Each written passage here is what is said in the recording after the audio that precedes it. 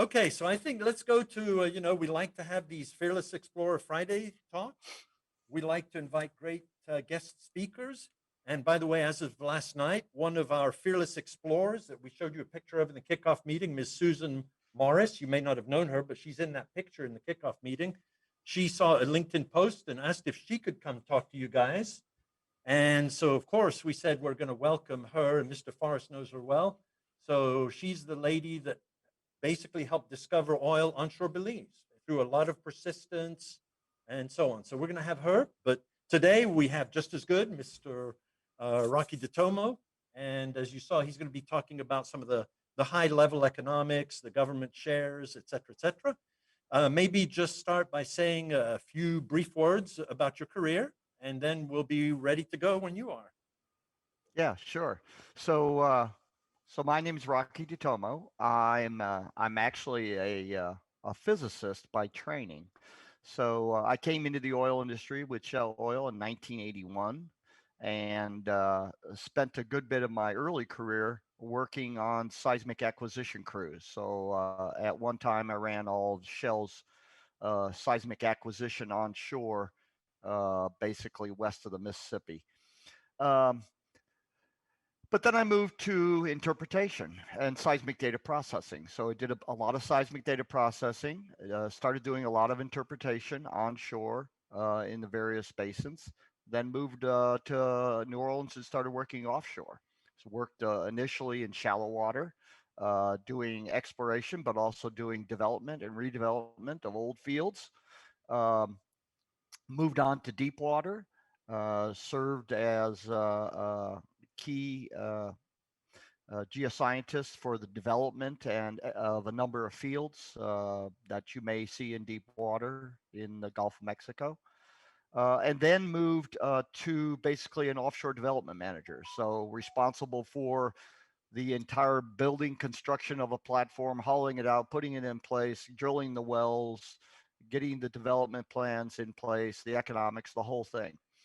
And then moved on to basically more of an advisory position. So served as a deep water advisor, worked with Chris actually in deep water advising for around the world in many deep water places and basins. And then I took was the actual exploration seismic manager for Shell for the Lee sales in the mid 2000s before I moved to Nigeria and worked in the basins of Nigeria in the geosciences. Came back and took over research teams. Was the research team lead for reservoir monitoring for a number of years before I retired. And now what I do is provide a lot of expert advice, expert witness for patent lawsuits. I teach a lot of courses. I teach a number of Shell training courses.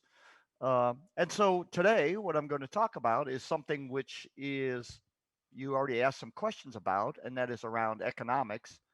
And I will say right up front, although I'll mention this in the presentation, the economics you're going to use for this course will be somewhat simplified and guided. But I'm going to kind of give you an overview of what oil and gas economics look like. So when you see terms and terminology and numbers being thrown around, you'll think about what do those things mean and where did they come from. So good enough intro. Very good. So it's almost like there's nothing you haven't done in the industry. Yeah, Almost. I've worked most of the areas. One of the advantages of having a really solid technical training is you can morph yourself with the industry and where the demand is, right? So I do quite a bit of work now with artificial intelligence, machine learning. Some works in that regard, especially with Los Alamos and some other labs. And so, if you have a good fundamental understanding of geology, sciences, physics, engineering, you're always going to be in demand. So you don't have to ever worry about a job. There's always a place for you somewhere in this world because people with solid technical training are hard to come by. I think that's excellent advice, and I give the same. You know, all these students, they want to be vice presidents after 2 years in a company, as Mr. Detomo is telling you. Stick to your technical skills. We've been through many ups and downs. I've been through many. You will go through some. It's your technical skills that get you through the down times in the industry, not because you were a vice president. Okay, so do you want to share your slides? Sure. So anyways, we're going to talk about a number of things, but we're going to talk about contracts. We're going to talk about many terms. We're going to talk about economics, and we'll define a lot of these terms as we go along. So the things we're going to talk about here, we're going to talk about cash flow, okay, and the key elements that go into cash flow, including we're going to talk a little bit about Capex and Opex. I heard the question asked early. We'll talk about oil prices in general, but for economics, the most important thing from a pricing standpoint is about having screening values. If you can predict the price of oil, you're in the wrong business, right? So you should be in the stock market. We're going to talk about petroleum contracts, the differences in kind of contracts that you'll see around the world. We'll go through some of the money terminology, and then we'll talk about profitability. And again, just to remind you, for your teams, the things we're going to be talking about are applicable to your projects, but you'll probably employ a little simpler version when you try to evaluate your best opportunities. So let's talk about cash flow. Cash flow is basically a measure of cash coming in and out of a system, and it's measured at each point in time. So it's something that's highly variable. And at any point in time, you know, if cash is flowing out, then it's a cash deficit. If it's flowing in, you've got a surplus. And what we usually look at is at the end of a project, what that net cash flow is over the entire life cycle of the project actually defines your profit. So at any point in time, you may be in the hole or you may be to the positive. But the important thing is what is it at the end of the project to define your project, your profit. You know, cash, what defines your cash? Well, in the oil and gas business, cash can come from a lot of places. The most obvious one is you sell your oil and gas, right? That delivers revenue to you. But there's also sale of services. So especially independent oil companies and some of the national oil companies will actually sell services to their partners. So for instance, if you work for a national oil company and you do the primary interpretation and you say process the seismic data, you'll sell the processing that you spent as a service back to your partners. You may take loans. It's not unusual for companies to take loans early on in the project because the amount of cash it takes to start these projects. There are tariffs that you typically charge. And then, of course, at the end of a project, you may have items that are left over or things that need to be salvaged that you usually sell for cash. But then there are costs, right? So there's lots of technical cost. There's CapEx. CapEx is sometimes divided up, and DrillX is carved out separately. Drilling expenses, capital expenses, and we'll define what those are in a minute. And then there's operating expenses. Those things are usually specified because the treatment of them in the way that you handle tax and the financial application of those things is handled differently. We'll talk about takes, the government take, and specifically around royalty and taxes, but there are other takes as well. We'll talk about, obviously, another place you might spend cash is on interest and loan repayment of principals. If you buy a car, you buy a house, you're familiar with these. And then one thing never to forget about is the decommissioning cost, which you need to account for. Okay, CapEx. So CapEx are those capital expenditures that lead to the creation of capital assets, right? And they have to add to the capacity of the system, and they have to serve the project over more than a year. So they cannot be consumables. They have to be things that are going to serve the project over a longer period of time. DrillX is the capital part, which is related to the drilling. And it's usually carried along as a separate line item just because it's such a large part of our business. Now, how do you estimate CapEx? Well, you're going to do that in your project by looking at what's the cost of your wells, what's the cost of your pipelines, what's the cost of your platforms. And these are usually based upon estimates from the past, okay? Once you have an idea of that, you also have to take some idea about what's kind of inflation. Are you going to do a bidding project? But anyways, you make some estimates of what CapEx are, and then you update that as you go through the project and you actually measure what your CapEx spend is. And often these are bundled up in major phases of a project. Operating expenses are things that are related to the operation and maintenance. And so these things are typically consumable or not physical assets that serve the project for a long period of time. So often there's an argument, sometimes a disagreement about is something CapEx, is something OpEx. It's pretty easy to, as long as you can make a good justification for it as to where it falls.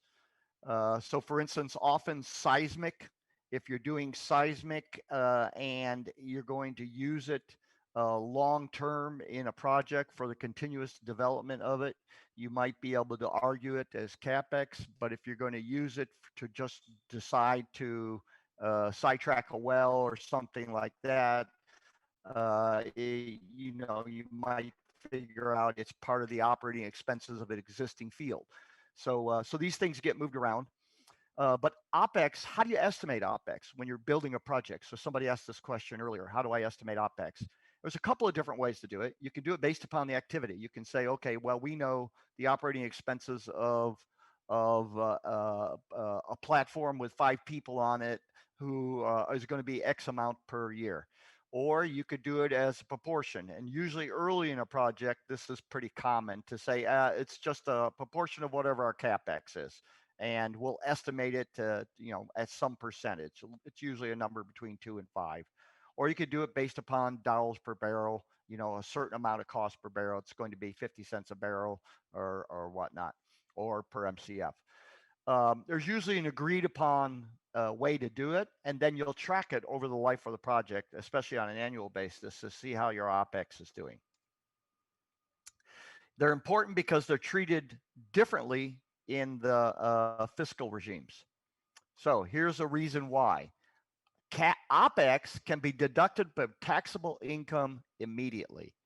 So you do not pay taxes.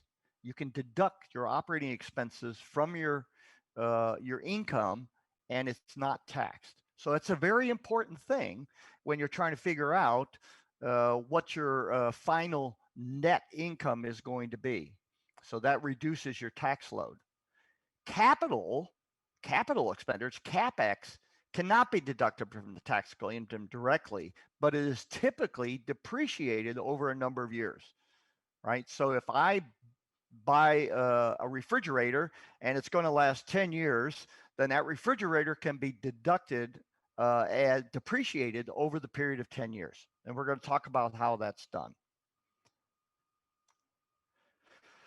So yeah, the depreciation is set up and it usually represents, the idea is it represents the loss, gradual loss of value of that capital asset. If I buy a refrigerator or a car and I depreciate the car over 10 years, then, the idea is in 10 years, that car has no value anymore. I've depreciated it away. Its value goes away. And it can also be deducted from the taxable income, but it usually can only be deducted against whatever revenue is remaining. So you can't get paid from the government. You can only deduct it against remaining revenue. So let's talk a little bit about depreciation. Okay, it does vary. It varies by country. It varies by laws. The federal government has a bunch of depreciation. There are some standards that apply to the oil and gas industry. And so that's something that the local fiscal regime will set and set some rules that you follow. The most common one that we're interested in is the type that's used by government to calculate taxes, since the oil and gas industry pays quite a bit in taxes to the local governments. But it sometimes is a little different, especially in a company that operates in many countries. If it operates in many countries, then it may use a certain way of doing it in their company accounts. But it does the same thing. It measures the gradual loss of value. And this impacts their book value of a company. They'll usually show in their annual report what the book value of the company is. And you'll see the assets are gradually losing value from their capital. Okay. And they'll use that to calculate the return on their capital employed, or ROCE, ROCE. And we'll talk about that a little bit in a second. We're going to show some examples of all this. So the return on capital employed is the earnings before interest and tax, which is usually referred to EBIT, divided by the capital employed. So it's a percent, it's a ratio, right? What's the earnings divided by the capital employed? You're trying to get an idea on how well is your capital executing for you. And then the capital employed, it usually is total assets minus total liabilities, or, the fixed assets plus if you have a bunch of working capital. The reason you want to depreciate things is if you can depreciate something faster, in other words, push it into the nearby years, that leads to lower tax bills early in the early days of the project. Okay, and that improves your cash flow. And so that is often desired, is to try to depreciate things as early as possible. And if you, depending upon the country you live in, you may find depreciation as an interesting way to even do your personal, to think about some of your personal taxes, especially if you have assets that are depreciating, like a boat, a car, a truck, a company, etc. So let's do an example. You may find this interesting. Let's calculate the, let's look at the capital employed for a company that I'm just going to make up. So the earnings before interest and tax, I've got there, say in 2018, it was 100 million. In 2019, it was 85 million. And you can get these numbers out of the company's annual reports. Every company has to file annual reports, at least in the US, and you can look these things up.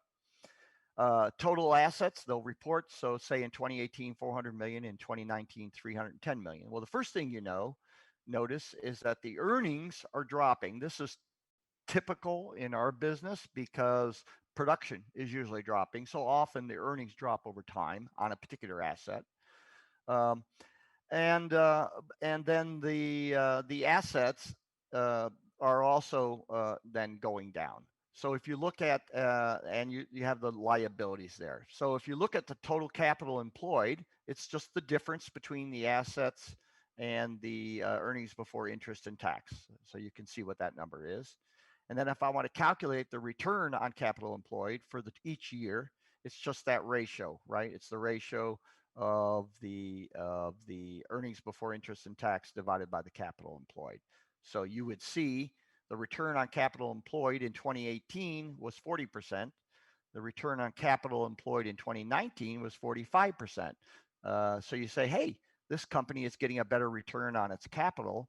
Yeah, because it's not spending as much money anymore, and they're still generating a good bit of income.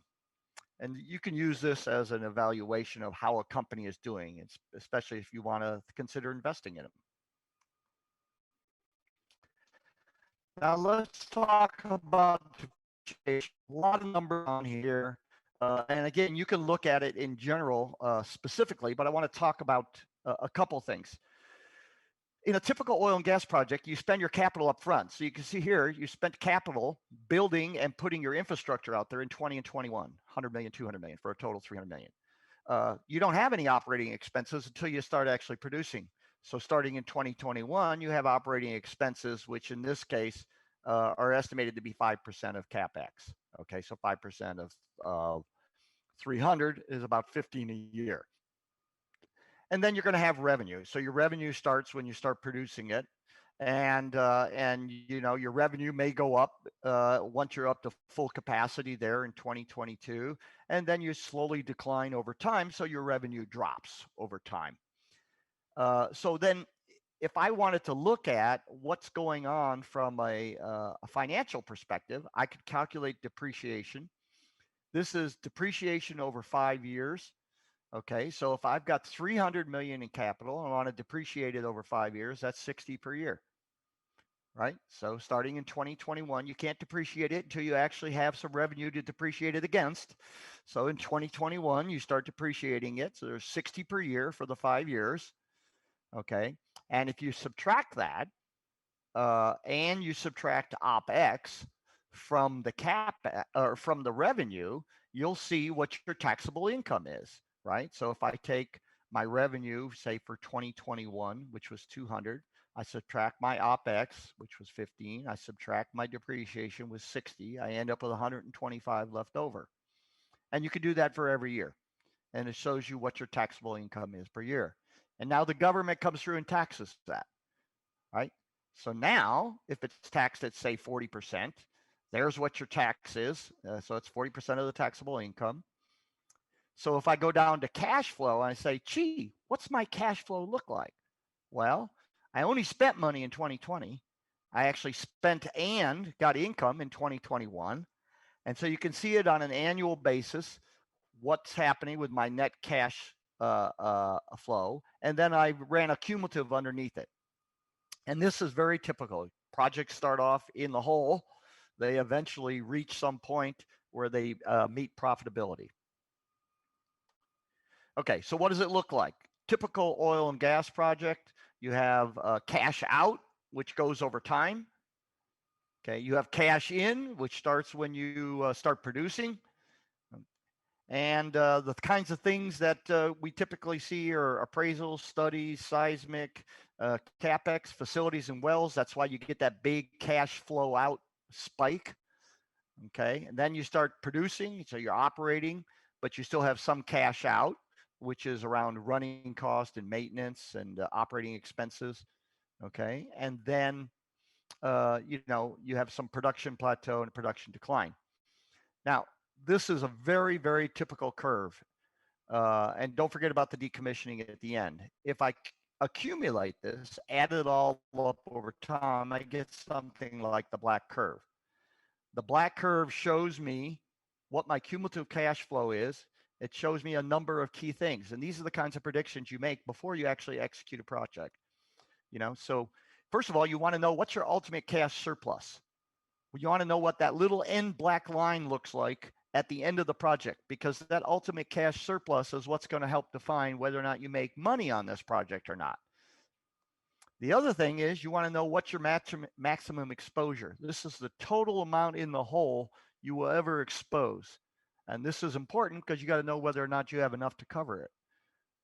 You have to know what your payout time is. What's the point at which I cross zero and I actually start putting some money in my pocket and made up for what I've spent? Okay, obviously you want to know the date of first oil, and you want to know when you're planning to think you're going to abandon this. All these things play into questions that are asked about a project. Okay, so how do we estimate project economics? Well, for Evolve, they're going to give you a bunch of numbers to help you estimate it. And generally, you have a number of things that come into play. You have technical kinds of issues, things like how many wells are you going to drill, how much are they going to cost, what's your production forecast look like, how much gas are you going to recover on an annual basis. Notice there's something under technical, which is phasing of the development. You're going to drill all your wells the first day, or you're going to drill wells over time, because the cost of a well 3 years from now is going to be different than the cost of a well tomorrow. So you got to think about how do you phase the development. You got to think about environmental considerations. Are you going to do gas injection, water injection? Obviously, one of the questions we've asked you is to think about how you're going to capture CO2 and what are you going to do about that? So that's an environmental consideration. By the way, drilling fluids and cutting disposal is not immaterial, although I don't think we're going to specifically access it. But in a real project, those are issues you've got to think about under drilling cost. Commercial, we're going to talk about some of these. Screening values, price differentials. We're going to talk about inflation. And then we're going to talk about different kinds of contracts and fiscal regimes. So let's talk about these two things first. Screening values and price differentials. Nobody knows what the price of oil or gas is going to be. So when you're looking at a project and you're trying to estimate whether a project is going to make money, typically you test it against a couple of screening values. You may pick, hey, what's the lowest value that I think is reasonably possible. What's my most likely value for oil and gas pricing that I think is possible, and what's high? This isn't a prediction of the oil and gas prices. It's a sensitivity measurement to see whether or not your project is robust to different types of occurrences that might occur in the future. So you usually set these screening values to be some realistic value. And every company does this, and every company keeps the values they actually use extremely confidential because nobody wants their competitor to know what they're screening at. But you're going to obviously use some numbers that Alan and Jesus give you for Evolve. And just to give you an idea, here is crude oil prices over time, both the actual price and the adjusted for inflation price. And you can see crude oil prices have, typically been all over the place, right? So $20 to $40 is not uncommon. More recently, it's been higher, but there have been times it's gone below that. But, you can see numbers like this are typically used. You might choose 57 as a median, 65 as a high screening value, and maybe 45 as a low. But that's up to the course here. But in real companies, this is the kind of forecasting you would try to look at. Price differentials. I don't think we're going to really include that in the project, but you should recognize that there is a differential, and it's usually based upon choosing a reference crude, and then based upon that reference crude and the actual quality of oil and or gas that you have, getting a differential based on it. So not all oils and gases are created equally, right? So they have different values.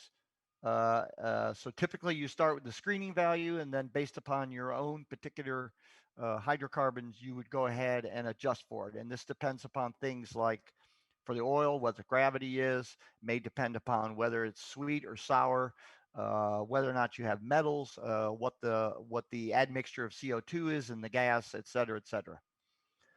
Okay, and then you have to also apply a transport differential. For those of you working in the Gulf of Mexico, that's pretty small.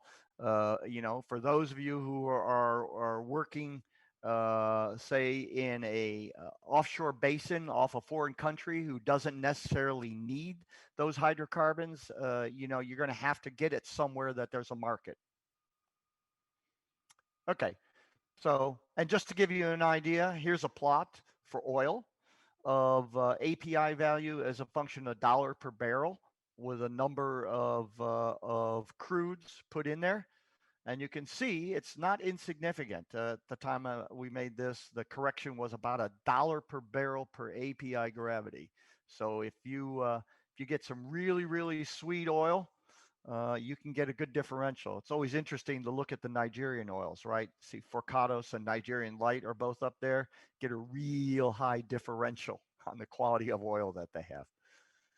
Okay, let's move on to petroleum contracts. What kind of agreements do you make? So these agreements are set by the resource owners. So who's the resource owner? Well, depends on where you are in the world. Onshore United States and the province of Alberta, Canada, are the only places in the world that the subsurface resources are owned by individuals or companies. They are not owned by governments. Every place else in the world, the subsurface resources, minerals, oils, gas, are owned by the government, no matter who has the property of the surface rights. That makes a big difference in the way things are handled in different places in the world. It's one of the things, by the way, that drives some of the fracking industry. But the resource owner sets the fiscal regime. They say, here's the regime. Okay. And they tell you under what conditions you can take those hydrocarbons out or those minerals and what applicable payments you're responsible for. So these vary all over the world. They include typically bonuses, okay, to have the right to be awarded the contract. They include rentals for the property. They include royalties, which are based upon what is produced. There's certainly income taxes, And there may be special fees or taxes that are imposed upon occasion when you're not even planned for them. Okay, this whole mix of stuff is referred to as the fiscal regime, and it varies very widely. But in oil and gas, there are two major types of agreements. There's the royalty tax agreement, which is typically what we work under in the United States Gulf of Mexico. And there are production sharing agreements, which is typically what you'll work with, especially in a lot of countries with national oil companies. Okay, so such as Brazil pre-salt. And we're going to talk about the differences between these two and why there are two. So let's look at the royalty tax concession. This is, by the way, applicable in the North Sea as well. But the royalty tax concession, the oil company builds and owns the facilities. The oil company purchases the reserves. The oil company recovers their capex through fiscal depreciation. Okay. And then so you can look at what are the fiscal costs, what are the taxable income. And the royalty, one important thing to remember, and this is always true no matter which kind of agreement you have, the royalty is always taken first, whether there's any profit or not. Some companies take their royalty as cash. Some companies take their royalty in kind. In other words, they want the product, they want the oil, they want the gas. And then OPEX and depreciation can only be recovered up to the available revenue, and the tax is on the gross profit. So this might be an example if I show you a barrel over here of how it's divided up. You have a certain amount of revenue, which represents the whole barrel. Royalty comes off the top, goes to the government. OPEX comes off of the revenue, and then depreciation, however that depreciation is allowed by that government, comes off of the revenue. What's left is taxable income. So a certain portion of that taxable income is tax that goes to the government, and the little piece left there is profit. Now, there are issues with this kind of contract, and that is for a government, the only guarantee is that they get a royalty payment, right? So if I have a large depreciation and or OPEX, okay, then it's possible to chew up all of the revenue with fiscal cost and actually end up with almost no profit. Okay, and that means almost nothing that the government can tax.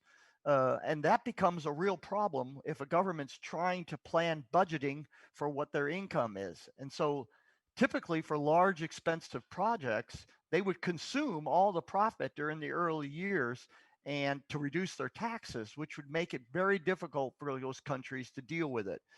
So if your country is relying on taxes coming from oil and gas, you really did not like this type of agreement. And it became very unpopular with large national oil companies whose gross national product depended upon that tax revenue.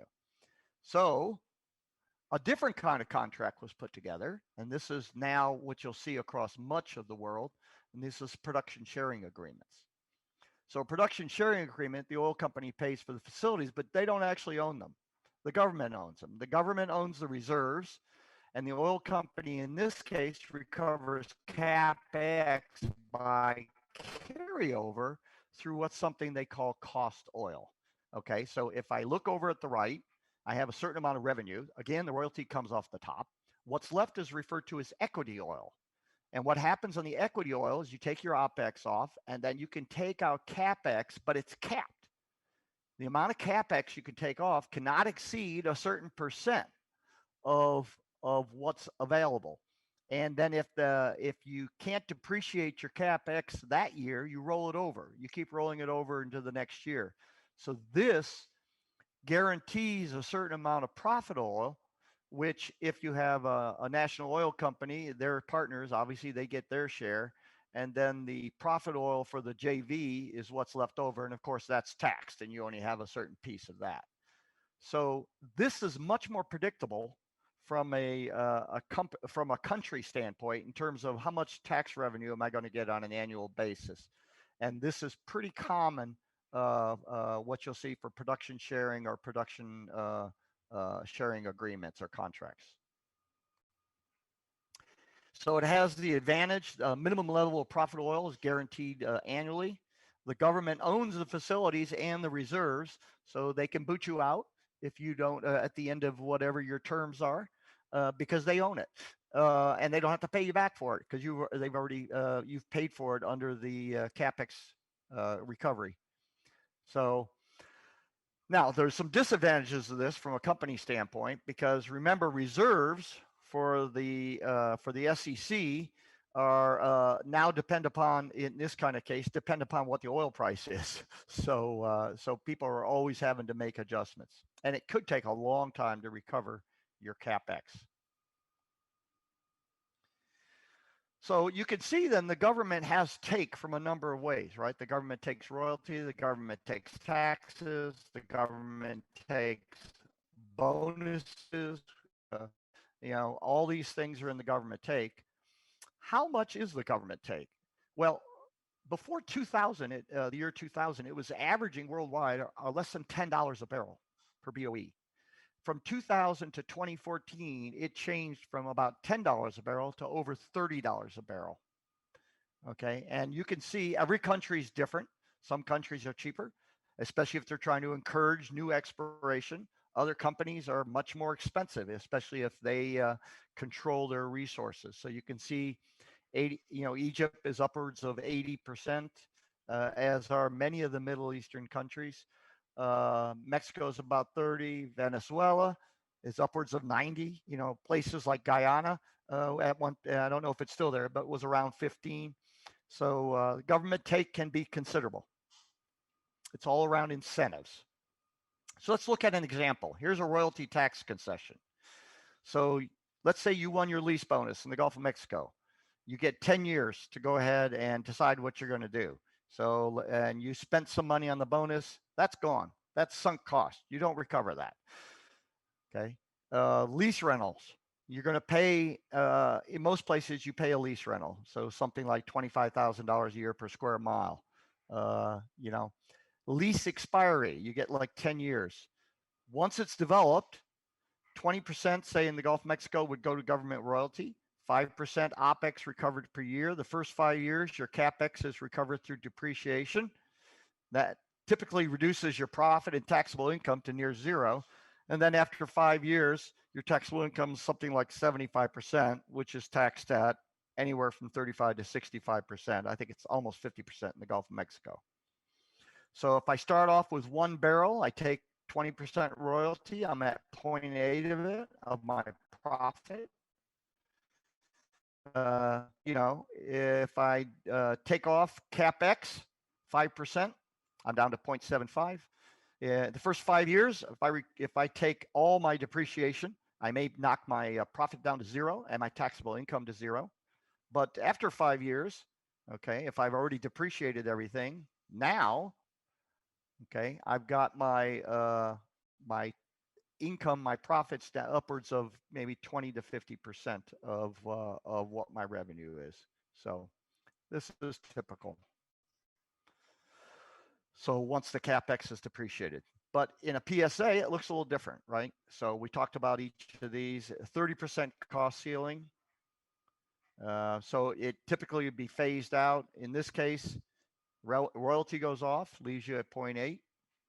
It's 30% cap ceiling, so I can only take off some fraction of that. I can never go below 50%.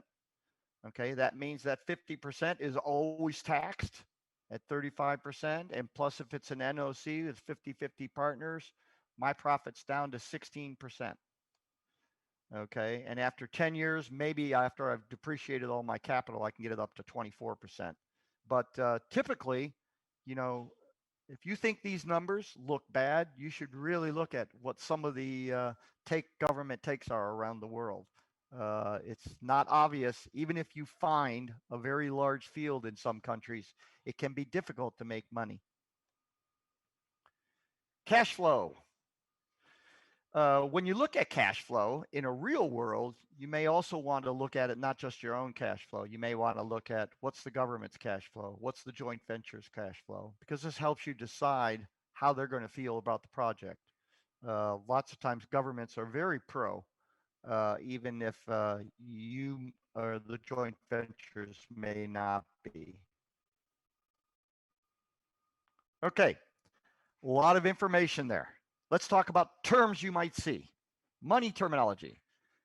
Time value of money. Let's talk about that very quickly. We're going to talk about the value of a dollar changes over time, right, due to inflation. So the money of the day, or the nominal value, is the money that you actually hand over when you make the purchase, and it devalues over time. It loses purchasing power due to inflation. So we carry around two different kinds of terms. We carry around money of the day, and we carry around real terms money. Real terms money is the imaginary dollar value, okay, with the purchasing power referenced to a certain date. So it does not devalue over time. It's a constant value of money, and it has then the same purchasing power. So here's a question for you. If you were paid $40 an hour last year, and now your employer gave you a 10% increase, 44, 10% increase in money of the day. But if you've had inflation for the last 12 months, and it was also 10%, then in real terms, your income remained the same. So I hope that makes sense to everybody. So when we're talking about money of the day, we're looking at the price of things at different points in time.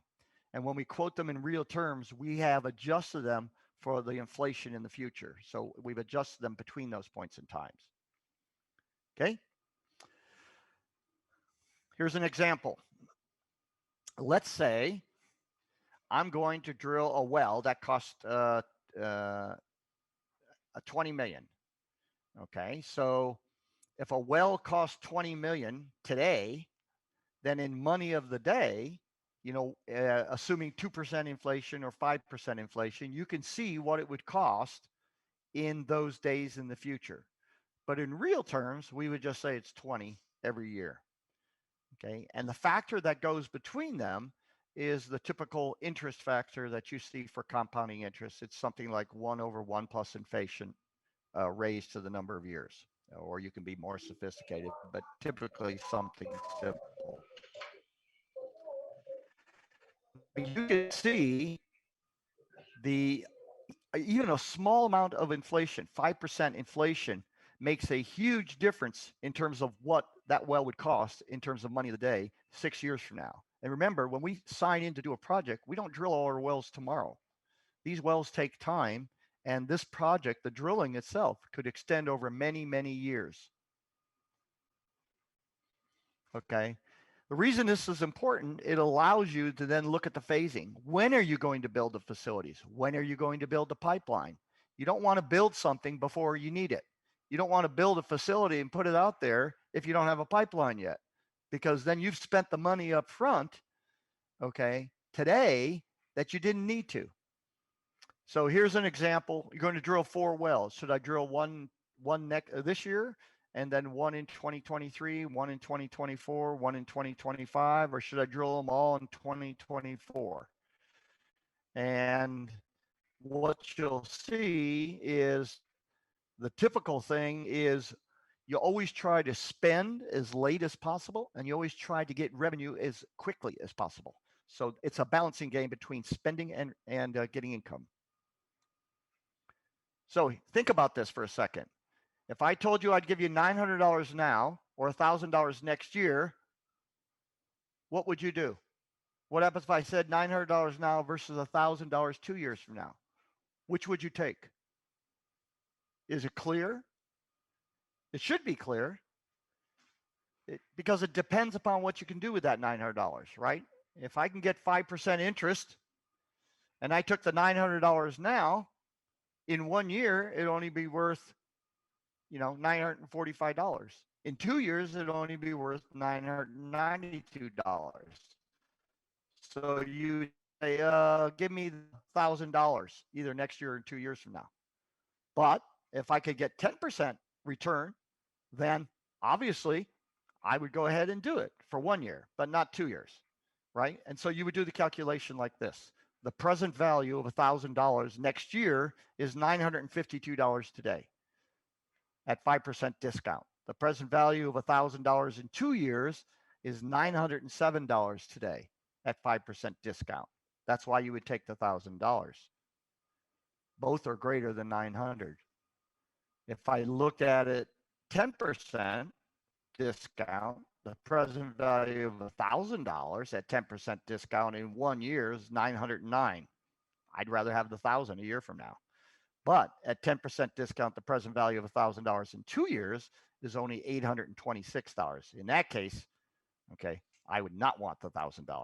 So these are the things you have to look at when you're phasing out projects. Oil and gas take many, many years to build a project. I actually worked on a project. It took us 15 years from the time the project was sanctioned until we had first production. Okay, so you higher the discount rate, the longer it is away, the lower the present value. Simple calculation. Here's two cases. Spend 100 million in 2024 or spend 40 in 20. Either way, in money of the day, it's 100 million. But if I look at it in terms of present value, okay, one of them is only 75 million and the other one's 84. So again, spend as far away from the present as you can, but only to get revenue as quickly as you can. Okay, accelerate income, defer spending. So this is useful to compare projects. And typically all economic numbers are always quoted with a discount factor. Okay, so all incomes and expenses for a project are brought forward to today. And then all projects are compared at that, because one project I may be able to do in 2 years, one project may take 15 years. How do I compare those two projects? And I have to do it by bringing them all back today's present value. Okay. Now, we talked about the cash surplus at the end of a project being the profit, but actually it's the discounted cash surplus, which is interesting, and that's the net present value. So here we go. We go back and look at the cash flow over time. Okay. So I showed you a plot before that showed the net present value of 235 million at 0% discount. But in fact, if I have a 7% discount, that project only makes 100 million. This is why it's important. You can't make your project plan that goes that far out in the future and understand if you're going to make any money unless you make an assumption about what the discount factor is. By the way, you can see that, you know, so each of the things are in there at a 0% discount. I showed you the annual cash net and then summed it up in order to get the NPV. But the NPV, you can see if it's a 15% inflation factor, my net present value on this project goes down to 25 million. So this is an important thing to remember. What's the net present value at a certain discount? Okay, just again, a reminder, right? Discount things, bring everything back to today's present value. Terms. You can look through these terms. I bet you've heard of many of them. My question is, do you know what they all are? You should know some of them now. Okay. We've talked about ultimate cash surplus. It's the net cash remaining at 0% discount at the project's completion. We talked about net present value. It's the project's cash surplus, okay, but at an agreed discount rate. We talked about where the maximum exposure is, the maximum amount of money exposed in a project's cumulative cash flow, and we talked about the payout time, where the payout time is the time beyond which the project's cumulative discounted cash is positive. And remember, that's going to be different at different discount rates. Let's talk about these other things. Let's talk about profitability indexes, earning powers, etc. Profitability index, also known as sometimes a PIR or value investment ratio, is the ratio of the payoff to the investment. Okay, this is really useful for ranking different projects. So if I've got a bunch of different projects, they take different amounts of time. Some projects are big, some projects are little. How do I decide which one I want to invest in?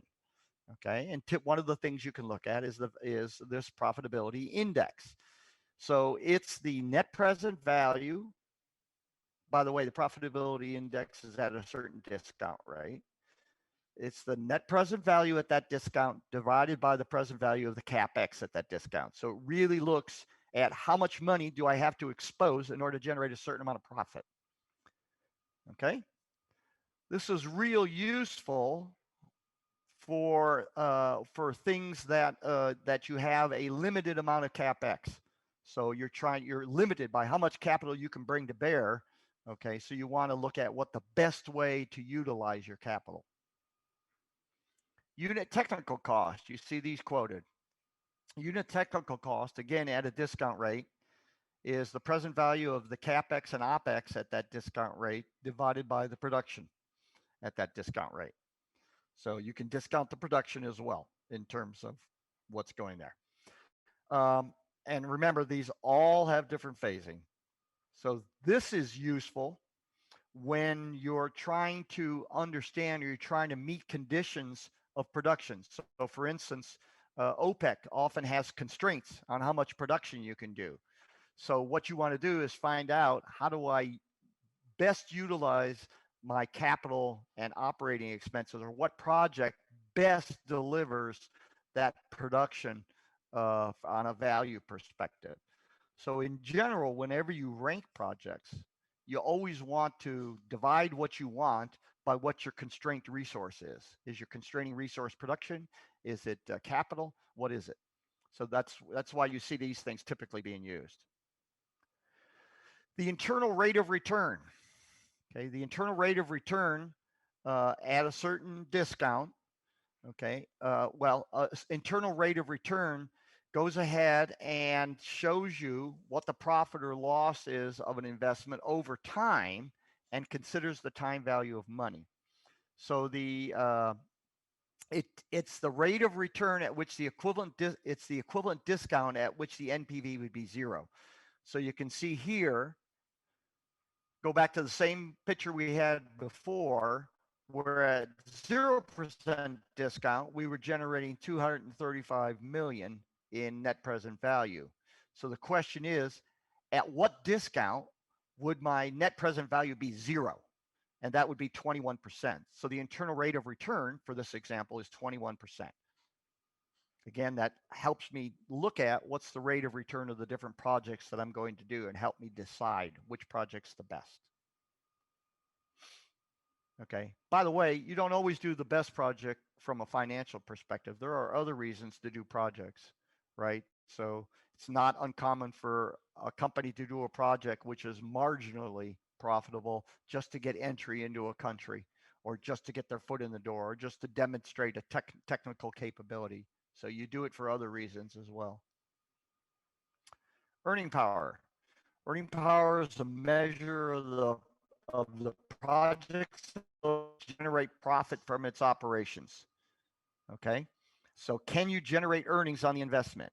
So it's basically the project's taxable income divided by the value, and that changes over time. So you can look at it for the whole project. Again, it's at a discount, and you can look at how it actually plays out over time. Okay, so looking at the viability, you typically look at this later in a project because you want to know, should I keep investing in this project and operating it? Am I actually generating value? Or does it have earning power, or should I be taking my capital and directing it towards some new project? So this often tells you when to get rid of projects, when to sell them, or to start abandoning them. Break-even price. Now, we talked about the break-even price, but remember what we showed before only showed break-even price at 0% discount, right? So at different discount rates, the break-even occurs at different times. So the break-even price is the price of oil necessary for a project's discounted NPV to be exactly zero. So if I go back and I look at my example I had before, you can see if the price of at 7% discount, if the price of oil were $70 a barrel, my net present value would be 209 million.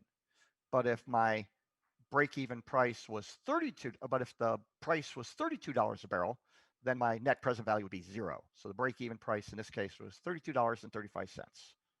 This is something most companies want to know. What is the break-even price of this project? I'm not going to go through the details of this, but for the example we showed before, this goes through every one of those calculated items. Shows you the Capex, Opex, revenue, royalty, depreciation, taxable income, and the cash flow. We did that one already. And then I went ahead and did it at a 7% discount. So I have a 7% discount. You got discounted Capex, cash flow, and then you can calculate things. So what's the net present value of this project, right? What's the, at 7% discount, what's the productivity investment ratio, at 7% discount? In this case, it would have been 0.47.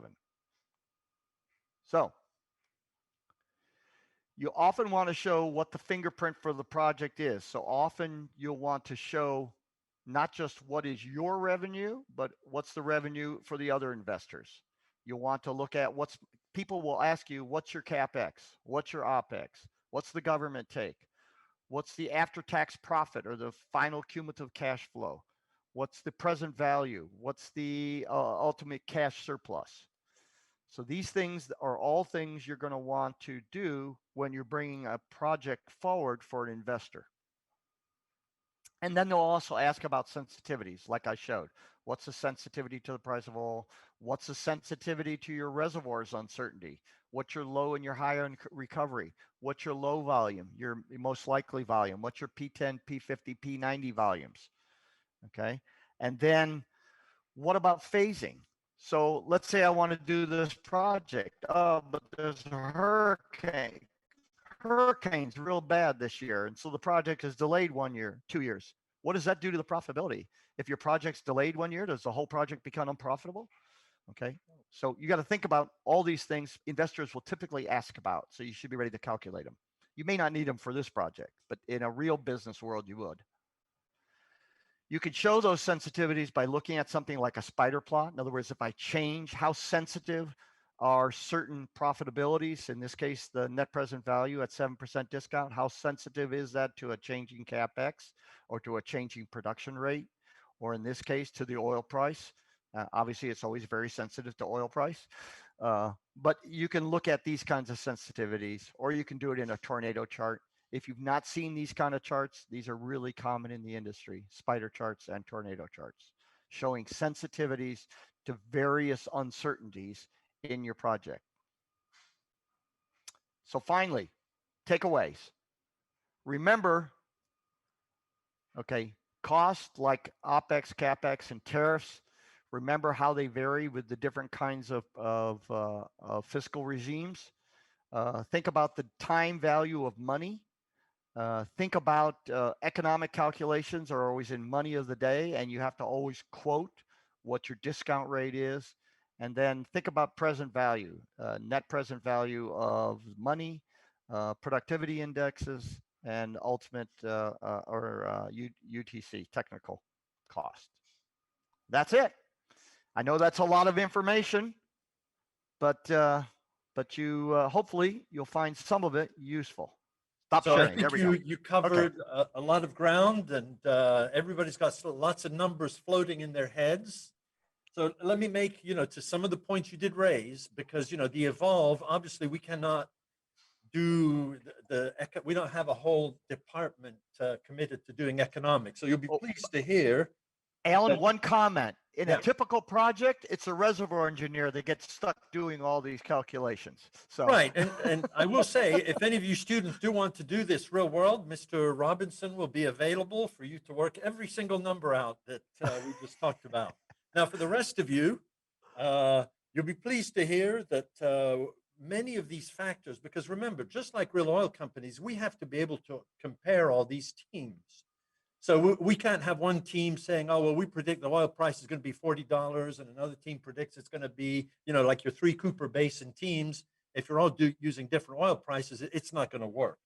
So you'll be pleased to hear that we're going to be giving you some of the key pieces of information that we're talked about today.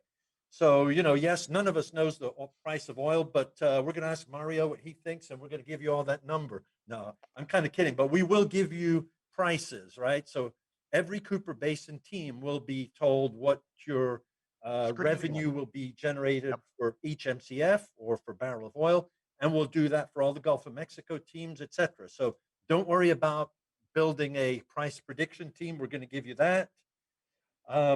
we're going to give you OPEX, based on the areas. Now, some of them, like Cooper Basin, it's the first time we're doing it. You may have to help us come up with the OPEX. We're going to have to get some papers. We're going to see it. But usually we do that to keep it simple on just so much per barrel. I mean, the reality of all these fiscal things is it boils down to a bunch of invoices, right? OPEX is like, here's your electricity bill for this month, right? Here's the cost of your 5 pumpers or whatever your people. But we're Here's going to your give you, staff cost. yeah, exactly. Yeah. So we're going to give you that. We're going to give you things like tie back distances. Most of you, if you're in the Gulf, there's plenty of pipeline infrastructure. We're going to tell you that if you decide to hook up to this existing infrastructure, it's going to cost you so much per mile of pipeline. So we will give you those kinds of things. We'll guide you on the drilling costs because, if you're all drilling about a 10,000-foot well, we can't have one team using twice the cost of a different team. So we're going to guide you on a lot of things. The other thing, I think we talked about the importance of timing in the talk and when you drill the development wells. So in Evolve, to keep it simple, we will use a kind of academic exercise. You will drill the entire development plan on day one. And then that makes our Excel spreadsheets a lot easier, right? So we can do things very easy. Just got to have one big negative number, and then we can focus on the money coming in. Very simple. Now, again, those of you who really want to get into this, we can develop or go to other tools over time. But right now, it's more about the principles that you understand kind of how these different elements drive the numbers. So I know it may seem a little bit scary, all these numbers and all these calculations, but we're going to guide you through it. But you can't do it if you don't have a prospect. So we're back to get on with it, get finding your leads, get on to ranking your best 2 or 3. That's the way I would do it. And start doing quick economics so you can start to see which ones are shaping up. Then you pick your best one. And, we're going to work with you as you get closer. We're going to provide you these basic numbers and we'll work with you on some of these calculations. But again, right now, you got to finish those maps. You got to get those fault polygons in. You got to understand your probability of geologic success. And only when you understand all those things can we get down to the serious economics. So now let's go. Any questions for Mr. Or Dr. Detomo here? Yeah. So, Senor Bruno. Yeah. Yeah, thank you so much, Mr. Allen. Hi, Mr. Detomo. I'm not sure if you pronounced your name correctly, so sorry about my accent. But so, thank you so much for this nice presentation. Very outstanding. We don't have too much of it here in Brazil. And I would like to ask you, maybe it's a little bit fundamental. It may be silly because it's simple, but it's something that's not clear to me. Yep. You said that I understood that OPEX are all costs that you have to spend to maintain the operation, and capex investments. So you categorize like wells as capex because it is an investment to achieve the oil and become affordable to the production. Perfect. Correct. But in those cases that we have the operator making that operation in non-oil service provider, like here in Brazil we have Petrobras sometimes drilling wells by themselves. Yep. So how it would be evaluated, because we have the maintenance related to the operations with drilling. Well, so the drilling of the well, and that includes all the aspects of the drilling of the well. So the actual execution of the drilling, the casing, running all the completion down, everything else is all part of CapEx. Where it falls into OpEx is, let's say your well stands up and you need to go in and clean it out. Okay. That's now OpEx because you haven't created a new capital asset. All you're doing is making the old asset work. Okay, so that falls into maintenance, and that would be OpEx. So even though the same rig might show up and stick things down the same hole as before, they're not generating anything new. So that comes into it. Does that answer your question? Yeah, definitely. Yeah. I was kind of yeah. Go ahead.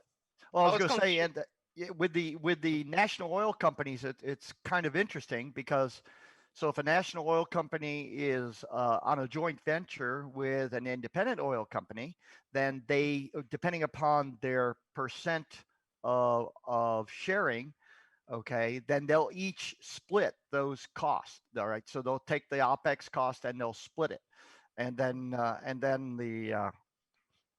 and then the taxes are paid, et cetera.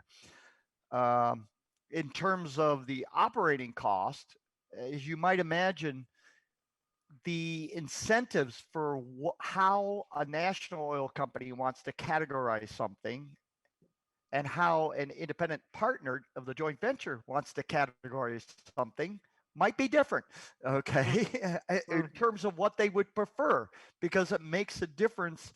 One is doing work for the country and the government anyway, even though they're because they're a national oil company. The other one is doing work for investors. So there are some things that fall into a gray area, and sometimes they get argued about. The most common one is seismic, right? Perfect. So I have an existing producing field. I want to come out and shoot new seismic because the last well I drilled missed the target, right? So people all up in arms. What went wrong? What went wrong? Well, go get some new seismic. You go get some. Okay, now is that new seismic OPEX or CAPEX? And so there's always arguments about it. Perfect. Thank you so much. Maybe Yeah. Mr. Good question, though. Robinson There are is no bad questions. Okay, I was going to say, Mr. Robinson here is our one real engineer on the team. Was there anything else you would like to add for the students to get a big picture? Or No, not really. I thought Rocky did a great job. I actually learned a few things because I haven't worked very many international projects, so that's always interesting to hear about production sharing contracts and things like that. And your explanation about present value was excellent. I think here in the United States, we generally use a discount factor of 10%. That's been established by the Securities and Exchange Commission as sort of the baseline for the evaluation of all prospects and the evaluation of your reserves. And obviously that can vary when you're working on projects in different countries and so forth. I just throw that out as a little tidbit. If you're working in the US, everything's generally discounted at 10%, even though the cost of money today is a lot less than that. Yeah. I think we're starting to look at projects, at the 7% or even maybe even 5% discount. The only other thing he mentioned, the profit to investment ratios. Those are very key parameters that we look at, because basically what that's saying is for every dollar that I invest, I'm going to get a return of X dollars. And so we'd like to think if we invest $1, we're going to get $2 back. Right. And that's kind of what that tells you. And in the example, he showed that, invested $1 and you got 47 cents back. So that's okay. It's not great, but so those are things that you think about when you're going through and looking at all these parameters. And Rocky and Edward and Mike and everybody, Scott, will tell you different companies put more weight or more emphasis on different economic parameters.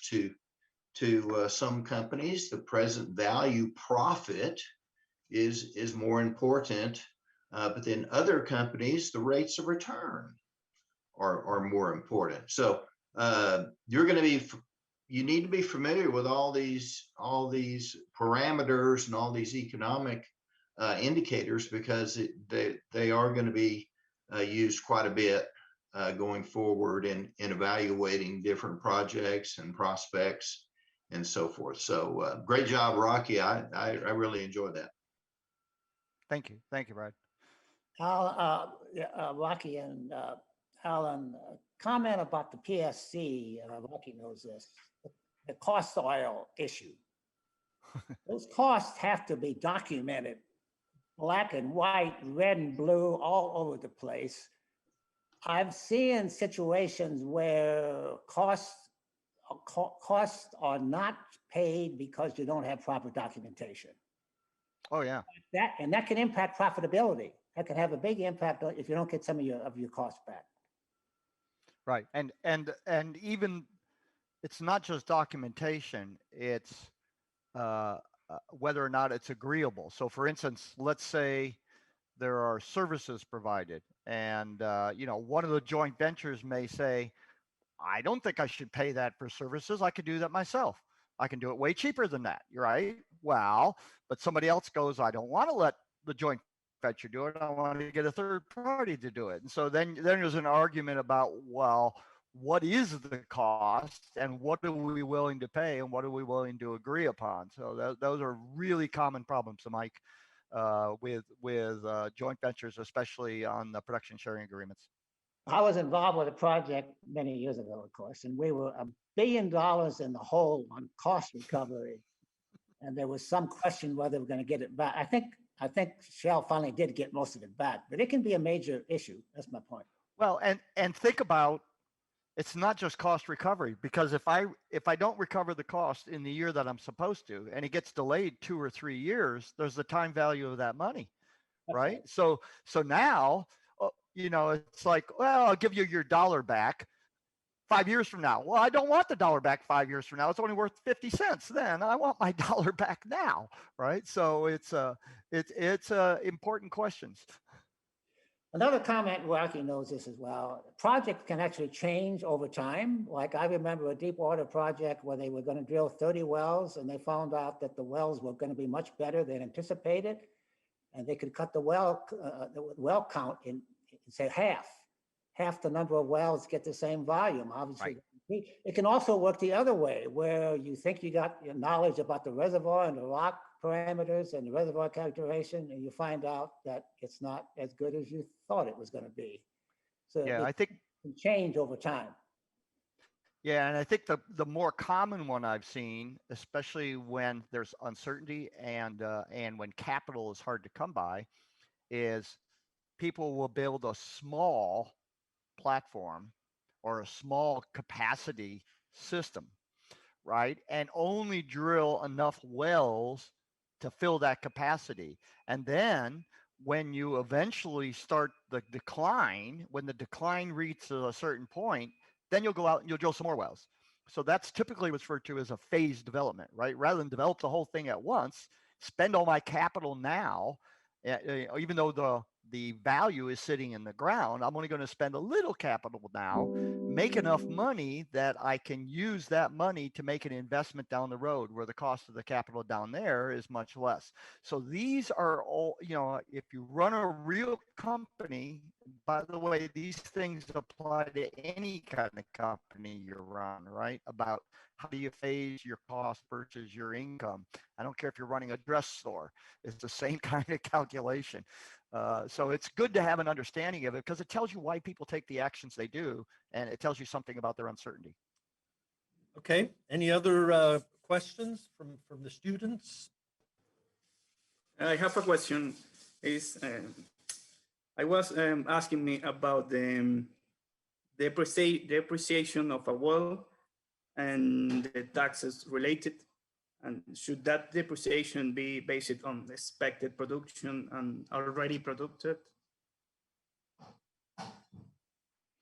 No, so the depreciation of a well, since the drill X is a piece of Capex, so the cost of that well gets depreciated over whatever period of time the fiscal regime says it can be depreciated in.